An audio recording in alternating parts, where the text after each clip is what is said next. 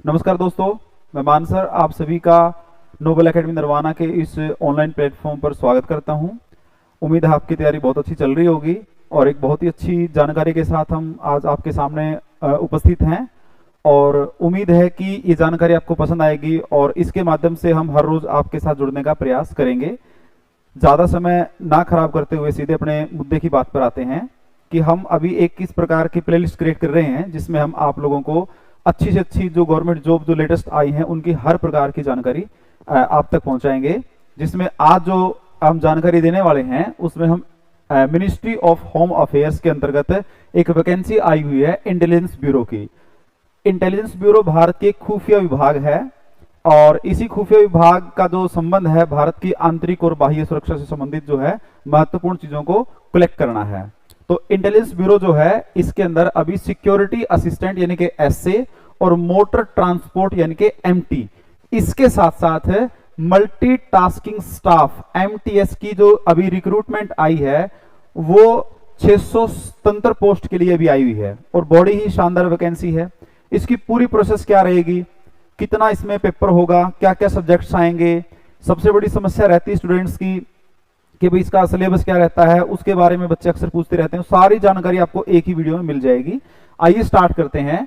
ये जो आपकी मिनिस्ट्री ऑफ होम अफेयर्स गृह मंत्रालय जो है उनके अंतर्गत आने वाली वैकेंसी है और जो आपके विभाग का नाम है इंटेलिजेंस ब्यूरो है।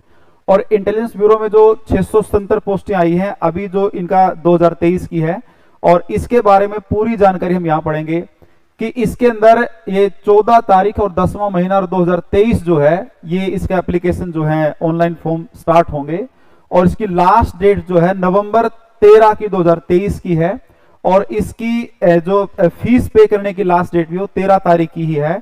और इसमें इस तरफ दिया गया है कि एप्लीकेशन फीस कितनी रहने वाली है। इसमें जर्नल कैंडिडेट्स जो हैं, ओबीसी कैंडिडेट्स जो हैं और ईडब्ल्यूएस कैंडिडेट्स जो हैं इनकी 500 रुपए फीस रहने वाली है और जो एससी और एसटी कैंडिडेट्स हैं 450 रुपए और कोई भी कैटेगरीज हो आपकी फीमेल की, चाहे journal, OBC, EWS, SC, ST, 450 रुपए उसकी फीस रहने वाली है। आप जो पेमेंट है वो डेबिट कार्ड, क्रेडिट कार्ड या नेट बैंकिंग के थ्रू भी आप अपनी पेमेंट कर सकते हैं। आइए आगे बात करते हैं। इसके अंदर मिनिमम एज क्राइटेरिया की अगर हम बात करते हैं कि इसकी मिनिमम एज क्राइटेरिया क्या रहने वाला है तो इसका मिनिमम एज क्राइटेरिया 18 साल का है।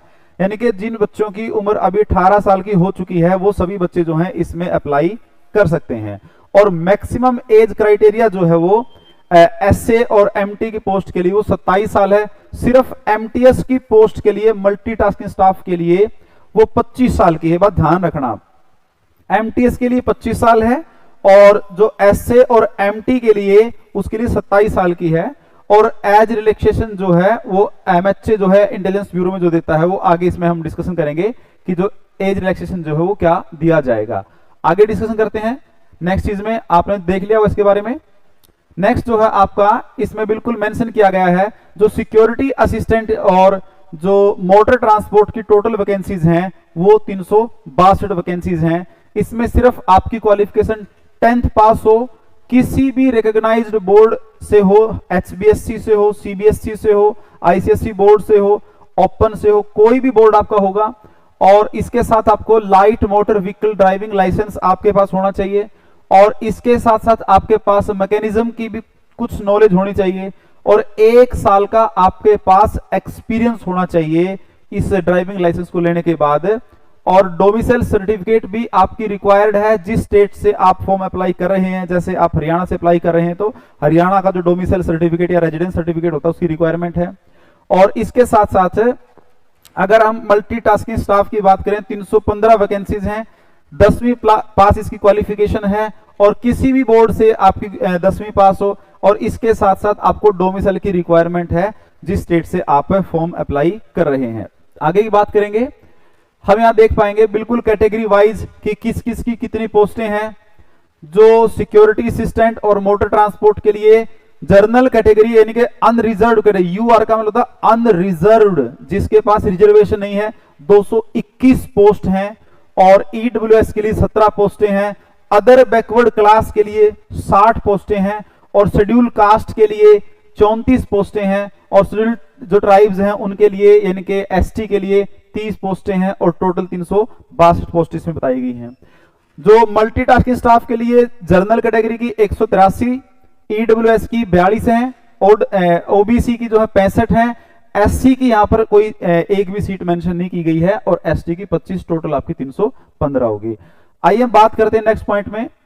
इसके अंदर एग्जाम जो पैटर्न है वो सबसे इंपॉर्टेंट है, सबसे मेन जो आपका, क्योंकि बच्चे अक्सर सिर्फ एचएसएससी के एग्जाम्स के पीछे ही दौड़ते हैं, वैकेंसियां बहुत सारी होती हैं लेकिन उनको उनकी पकड़ से वो बाहर होती हैं। लेकिन हम सारी जानकारी इसके माध्यम से देंगे कि जो टायर 1 होगा इसमें एसए, एमटीएस और जो आपका मोटर ट्रांसपोर्ट जो है, इन सभी के लिए जो टायर 1 जो एग्जाम होगा उसमें आपके ऑब्जेक्टिव टाइप क्वेश्चंस होंगे, यानी कि एक क्वेश्चन के 4 ऑप्शंस होंगे, और इसको 4 पार्ट में डिवाइड किया गया है, और 100 यानी कि 100 क्वेश्चन आएंगे, और एक क्वेश्चन 1 नंबर का रहने वाला है, जिसमें जर्नल अवेयरनेस, जिसको जीके, जीए या जीएस के नाम से जानते हैं, जर्नल अवेयरनेस से संबंधित जो है वो आपके 40 क्वेश्चन रहने वाले हैं, एक क्वेश्चन 1 नंबर का रहेगा। इसके साथ साथ क्वांटिटेटिव एप्टीट्यूड जो है आपका वो मैथमेटिक्स बोलते हैं, अक्सर इसमें अर्थमेटिक का सेगमेंट बोला जाता है, ये आपके 20 क्वेश्चंस रहने वाले हैं, और नंबरल, एनालिटिकल और लॉजिकल एबिलिटी, रीजनिंग जो है उसके 20 क्वेश्चन होंगे, और इंग्लिश लैंग्वेज जो है उसके 20, यानी 1 घंटे का, यानी कि 60 मिनट का समय होगा, और टोटल आपके 100 क्वेश्चन होंगे।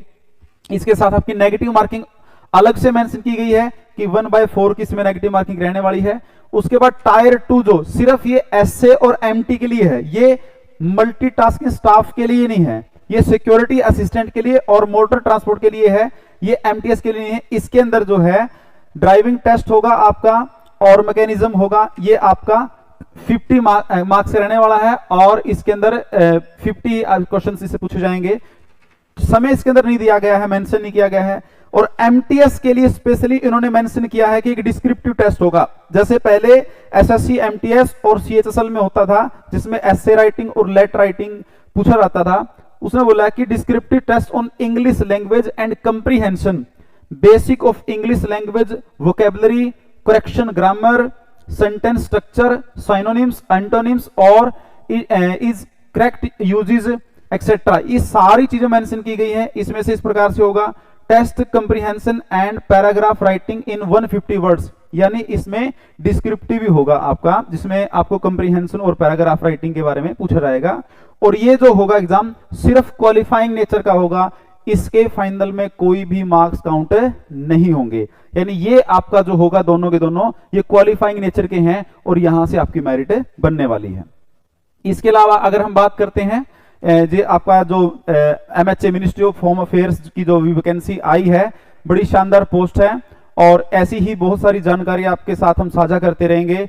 आप जुड़े रहिए नोबल एकेडमी नरवाना से, आप ऑनलाइन और ऑफलाइन चीजों से संबंधित हर प्रकार की जानकारी नोबल एकेडमी से आप ले सकते हैं, फेसबुक पेज के माध्यम से, और आप नरवाना के नियर विश्वकर्मा चौक के पास आप नोबल एकेडमी की मेन ब्रांच में विजिट कर सकते हैं। जय हिंद, जय भारत, वंदे मातरम।